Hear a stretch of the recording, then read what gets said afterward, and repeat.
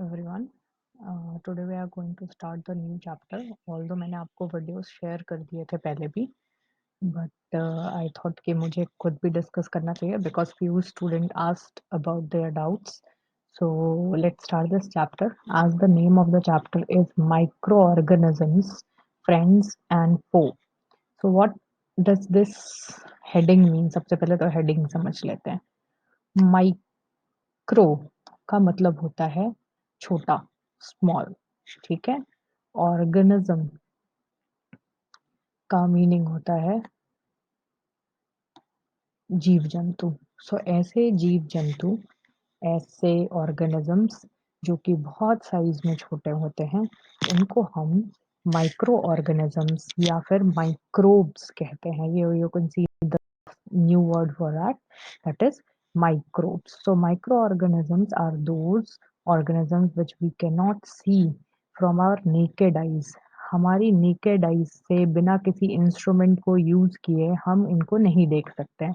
सो unaided eyes मतलब बिना किसी चीज की हेल्प के हमारी आईज इनको नहीं देख सकती हैं। So we usually use magnifying lens. अगर साइज में थोड़े बड़े हैं जैसे फंगस, तो हम मैग्नीफाइंग लेंस का यूज करते हैं। लेकिन अगर बहुत छोटे हैं तो फिर मैग्नीफाइंग लेंस से भी हमें नहीं दिखेंगे। We have to use microscope. Microscope में भी बहुत तरह के माइक्रोस्कोप आते हैं। एक आपने स्कूल में देख रखा होगा, और इलेक्ट्रॉन माइक्रोस्कोप आता है जिससे कि बहुत छोटे से छोटे पार्टिकल्स भी, ऑर्गेनिजम्स भी हमें बहुत इजीली दिख जाते हैं। So all these organisms which we cannot see by naked eyes but we can see from a magnifying lens or microscope only, they are known as microorganisms or microbes. Now basically only four types of microbes are there: bacteria 1, fungi 2, protozoa 3 and algae 4. लेकिन एक fifth category भी होती है, viruses, जो कि अभी हम बाद में पढ़ेंगे। आजकल एक वायरस के बारे में आप लोगों ने बहुत अच्छे से सुन रखा होगा, that is corona virus. And आपको ये भी पता है कि साइंटिस्ट, डॉक्टर इनसे बहुत ज़्यादा परेशान हैं, और ये परेशानी वायरस के कुछ कैरेक्टरिस्टिक्स की वजह से होती है जो हम बाद में डिस्कस करेंगे। सो बेसिकली 5 तरह के माइक्रो ऑर्गेनिजम्स हैं: bacteria, fungi, protozoa, algae and viruses, जिसमें वायरसेस को हम अलग रखते हैं because it has different kind of characteristics. All these organisms can live independently also. ये बैक्टीरिया इंडिपेंडेंट भी रह सकते हैं और किसी ऑर्गेनिज्म के अंदर भी रह सकते हैं। हम पैरासाइट पढ़ चुके हैं, तो पैरासाइट की तरह भी रह सकते हैं किसी और ऑर्गेनिज्म के अंदर, या फिर ये हेल्पफुल भी होते हैं बहुत बार। अभी हम आगे पढ़ेंगे that some bacteria are very useful for us, so we are going to read about that also. And fungi, fungus तो आपने देखा होगा, ब्रेड खराब होती है तो उस पे फंगस लग जाता है। देन मशरूम आप सबने देखा होगा, mushroom is also a fungi. ये ध्यान में रखना है। वो हमें दिखता है, माइक्रो ऑर्गेनिज्म नहीं है, लेकिन वो फंगस ग्रुप का ही पार्ट है। नेक्स्ट प्रोटोजोआ, जिसकी वजह से आपको मलेरिया होता है। प्रोटोजोआ की वजह से ही मलेरिया होता है। अब आप बोलोगे कि ये तो मच्छर की वजह से होता है। नहीं, मच्छर सिर्फ कैरियर का काम करता है। वो इसी प्रोटोजोआ को एक जगह से दूसरी जगह पर ले जाता है या एक इंसान से दूसरे इंसान में ट्रांसफर करता है, लेकिन एक्चुअली जो डिजीज होती है वो प्रोटोजोआ की वजह से होती है। एंड एल्गी, काई, जो हम देखते हैं वो हमें उनके जो पार्ट्स हैं वो हमें क्लियरली नहीं दिखेंगे विदाउट यूजिंग माइक्रोस्कोप। तो जब हम माइक्रोस्कोप या मैग्नीफाइंग लेंस यूज करते हैं तभी एल्गी के पार्ट हमें दिखाई देते हैं। अब आते हैं वायरस के बारे में थोड़ी बात कर लेते हैं। आप सबने सुना होगा कि कोरोना वायरस जो है वो अपना शेप चेंज करता रहता है बार बार, और उसकी वैक्सीन बनाना बहुत ही डिफिकल्ट है। ऐसा इसलिए है बिकॉज वायरस जो होते हैं वो सिर्फ और सिर्फ अपनी होस्ट की बॉडी में सरवाइव कर सकते हैं। मतलब वायरस अगर ऑर्गेनिज्म की बॉडी से बाहर प्रेजेंट है तो वो डेड है, ठीक है। It it is dead. Virus बाहर जिंदा नहीं रहते हैं। जब वो किसी होस्ट की बॉडी में पहुंचते हैं, जब वो किसी ऑर्गेनिज्म की बॉडी में पहुंचते हैं, तो उसी की सेल को यूज करके वो ग्रो करते हैं, रिप्रोड्यूस करते हैं। उनका कोई खुद का रिप्रोडक्टिव सिस्टम, डाइजेस्टिव सिस्टम या फिर सेल वॉल इस तरह की कोई भी चीज़ नहीं होती है उनके पास। तो वायरसेस एक्चुअली बाहर तो डेड हैं, लेकिन जैसे ही वो किसी ऑर्गेनिज्म के अंदर पहुँचते हैं, वो अलाइव हो जाते हैं, वो उनकी सेल्स का यूज़ करने लगते हैं। So this that's why virus are very difficult to kill, क्योंकि वो बॉडी में जाने के बाद अपने आप को चेंज भी करते रहते हैं। आपने सुना होगा कि वायरस बहुत ज़्यादा चेंज होता रहा है। कोरोना वायरस अपने आप को बार-बार चेंज कर रहा है।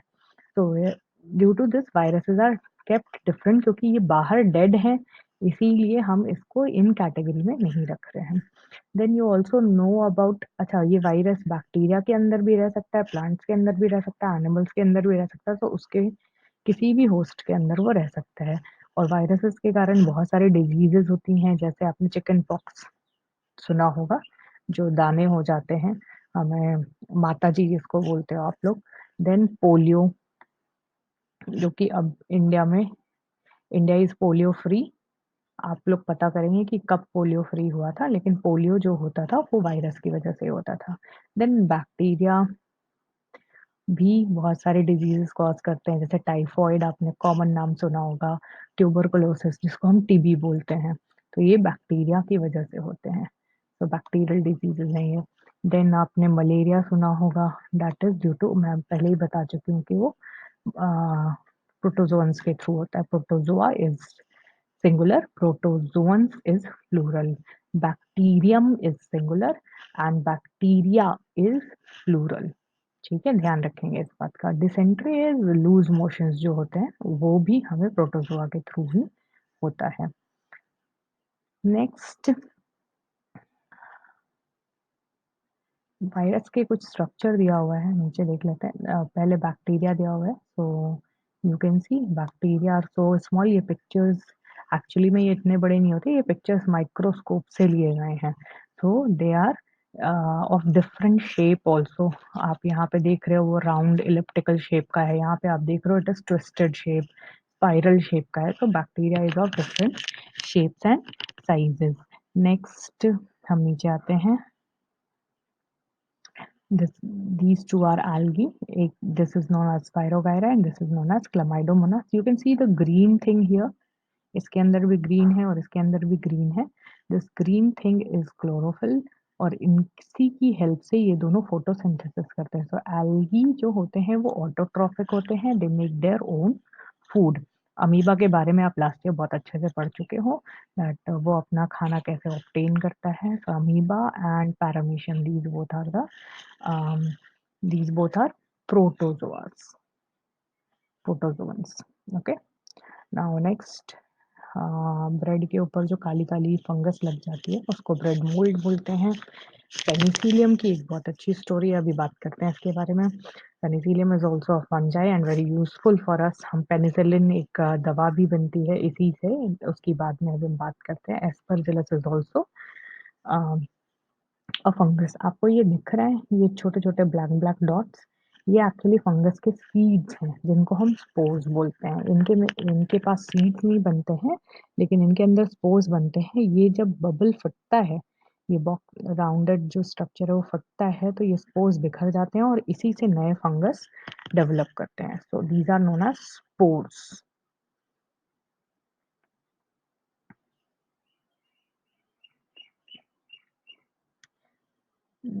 Now you can see here, this is virus. Virus के ऊपर कोई भी सेल वॉल नहीं होती है।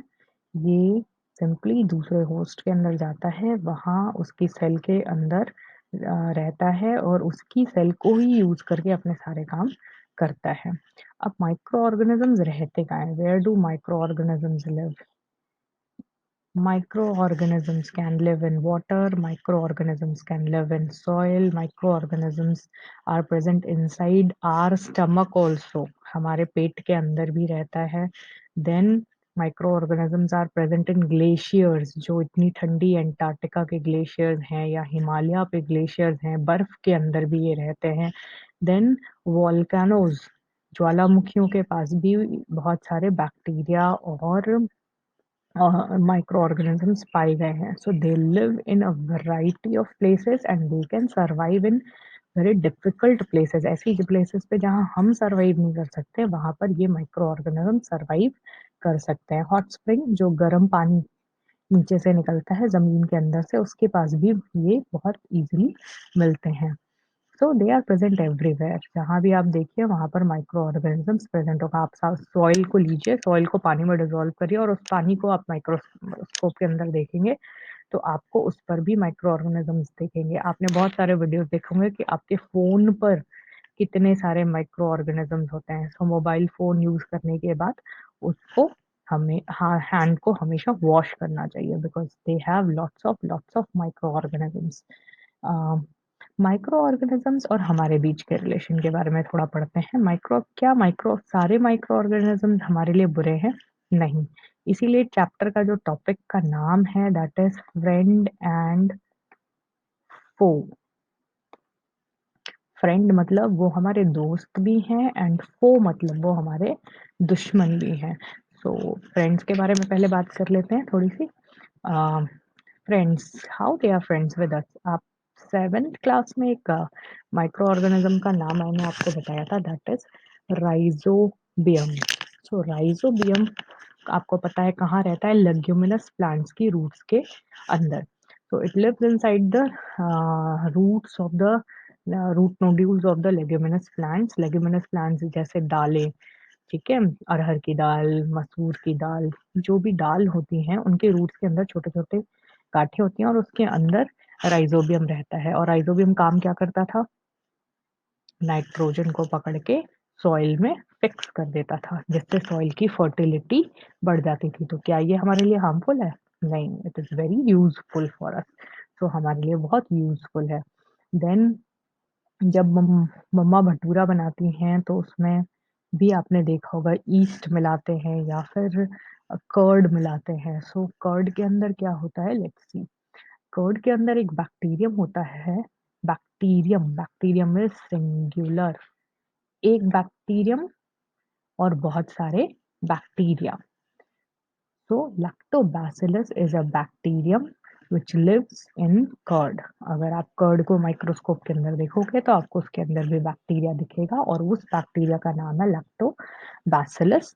इसी लैक्टोबैसिलस की वजह से दही खट्टी होती है क्योंकि ये एक एसिड प्रोड्यूस करता है जिसको हम लैक्टिक एसिड कहते हैं.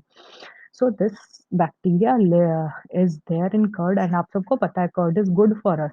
सारे डॉक्टर्स बोलते हैं कि कर्ड प्रोबायोटिक है. प्रोबायोटिक का मतलब वो हमारे पेट के अंदर जो बैक्टीरिया है, गुड बैक्टीरिया है, उनको ग्रो करने में हेल्प करता है and it has bacteria lactobacillus which is good for us. So lactobacillus एक बैक्टीरिया है जो हमारे लिए हेल्पफुल है.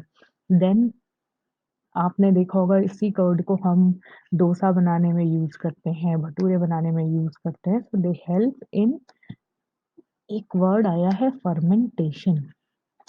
फर्मेंटेशन आप देखते होंगे कि इडली में या डोसा बैटर में हम उसको रात भर रखते हैं. मम्मी से पूछना. We keep it for night, overnight, and जब हम सुबह उसको स्मेल करते हैं तो उसमें से कुछ खट्टी खट्टी सी स्मेल आती है.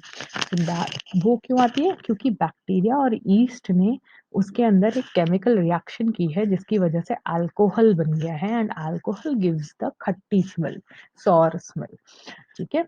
So they are doing fermentation in this and this fermentation process is very very important for us. आप अभी सुन रहे होंगे कि सैनिटाइजर्स का बहुत ज़्यादा यूज़ हो रहा है एंड सैनिटाइजर्स की कमी हो रही है, हमें सैनिटाइजर बनाना पड़ रहा है. तो सैनिटाइजर क्या है? अल्कोहल होता है उसमें. एंड अल्कोहल हम कैसे प्रोड्यूस कर रहे हैं? By the help of yeast. Yeast एक फंगस है जिसकी हेल्प से हम अल्कोहल पैदा करते हैं. What we do, we keep sugarcane का जूस रखते हैं या फिर हम राइस का राइस का ब्रांड रखते हैं एंड राइस से हम फिर अल्कोहल प्रोड्यूस करते हैं. अभी न्यूज़ भी आई थी कुछ दिन पहले कि राइस, जो एक्स्ट्रा राइस है हमारे देश में, उससे सैनिटाइजर्स के लिए अल्कोहल प्रोड्यूस किया जा रहा है. So they are very useful for us. So you should remember this name yeast and it helps in production of sugar को. ये किस में कन्वर्ट कर देता है? अल्कोहल में कन्वर्ट कर देता है, and this process is known as fermentation. Louis Pasteur was the scientist जिन्होंने सबसे पहले इस फर्मेंटेशन को डेवलप किया था। इवन पास्चराइजेशन, आप दूध सुबह दूध आता है, वो पैकेट वाला दूध, वो पास्चराइज्ड मिल्क होता है, वो प्रोसेस भी लुईस पास्चर ने ही डिस्कवर किया था। अभी हम आगे उसको पढ़ेंगे। सो घर में आपने देखा होगा कि जब घर में मैदा अ, मैदा भिगोते हैं, मैदा रखते हैं for making bhaturas, we put some sugar in that also.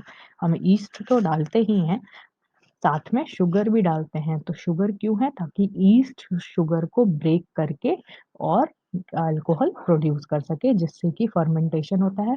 Fermentation में कार्बन डाइऑक्साइड भी निकलता है, क्योंकि ईस्ट क्या कर रहा है? ब्रीदिंग कर रहा है। जब ब्रीदिंग करेगा, रेस्पिरेशन करेगा, so it will produce carbon dioxide. जब वो कार्बन डाइऑक्साइड गैस उस डो में से, उस आटे में से बाहर निकलेगी, तो इट आटा क्या हो जाएगा? स्वेल हो जाएगा, फूल जाएगा, एंड उसी चीज को हम फर्मेंटेशन कहते हैं। सो बबल्स ऑफ द गैस जो होते हैं वो वॉल्यूम को इंक्रीज कर देते हैं। और ब्रेड जो बनता है, ब्रेड में आपने होल्स देखे हैं, छोटे छोटे होल्स होते हैं, वो होल्स इन्हीं अ, जो गैस निकलने की वजह से वो होल बनता है। सो बट ब्रेड को सॉफ्ट बनाने के लिए हम किसका यूज करते हैं? ईस्ट का यूज करते हैं, सो दैट उसमें गैस बने, और वो जब गैस बाहर निकल जाएगी तो खाली जगह बने, and that empty space will give puffiness and softness to the bread. आज हम इतना ही पढ़ेंगे। This is use of yeast and bacteria. कल हम पढ़ेंगे commercial uses of micro organisms और एंटीबायोटिक्स के बारे में। So make your notes and I'll give some question. Prepare that too. Thank you.